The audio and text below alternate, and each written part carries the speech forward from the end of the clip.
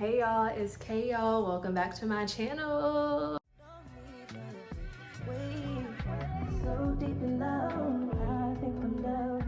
Welcome back to Heal the Whole Through Lessons Told Part 2. If you didn't watch Part 1, go back and watch Part 1 right now or just somewhere along the way.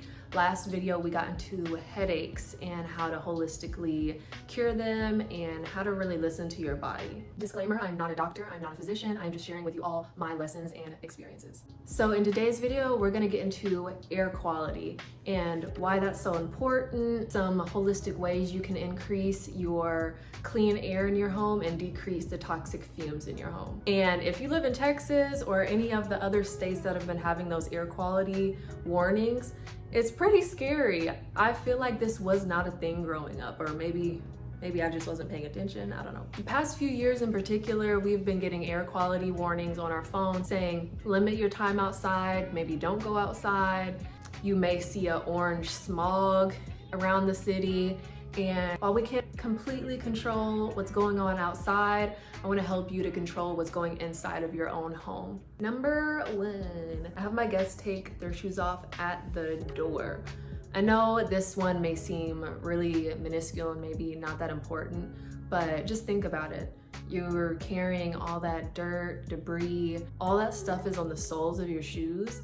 And if you just walk all throughout your apartment, it's coming off and going into the air. So I'd rather them leave that at the door and there be less of a chance of that spreading into my kitchen area and my room and my living room area, because I don't want that. I don't want none of those germs. I leave the shoes at the door. I leave the outside stuff outside. So that lessens the chance of the dirt and debris getting into the air.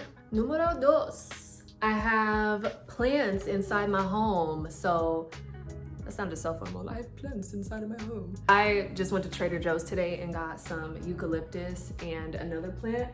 I don't know if you guys can see it up there. This is my newest baby. This is a jumbo ficus elastica, ficus elastica. I think that's how you say it. But I gotta do some research on her to see what she needs, but she is an inside plant. Her leaves are nice and thick, so that lets me know that she probably doesn't need a whole lot of water. There's already nuts. I'll also become fairly dry in between waterings. Yeah, so when the leaves are nice and thick like this, you know that they hold water. Kind of like cacti out in the desert. They don't need a whole lot of water, obviously, because they hold all their water in the leaves. Off the top of my head, I know chrysanthemum, snake plants, those hanging ferns, those help to purify the air. And those are just the ones I know off the top of my head that are available at like Lowe's Garden, Walmart Garden, and things like that. So, and they're not that expensive. And then I have my eucalyptus in my bathtub. So I have it hanging above my shower, and that's just gonna help to kind of open up my nasal passages because your girl got bad allergies. So I know that's gonna make the world of a difference, and I'm so excited. Number 3, buying non-toxic cleaning products.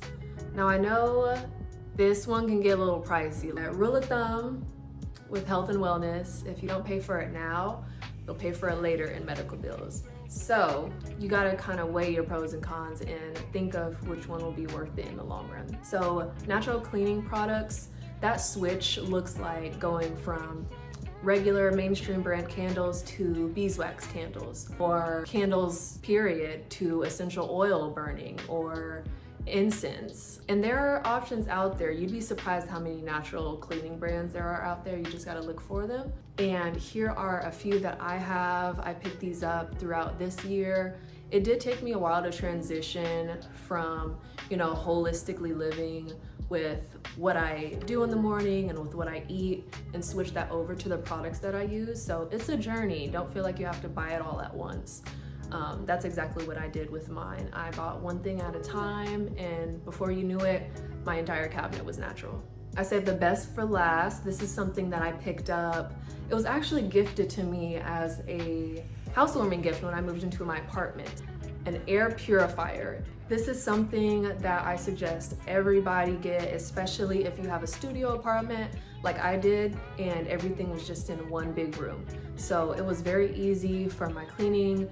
aromas and my kitchen aromas to just kind of mix together, and it just wasn't a good time. So this air purifier literally helped out so much. Believe it or not, I slept better when I started using it. I put it near my bed. I think it was like on my dresser. I don't know what that is, but I just slept better. And I noticed a difference immediately when I started using it.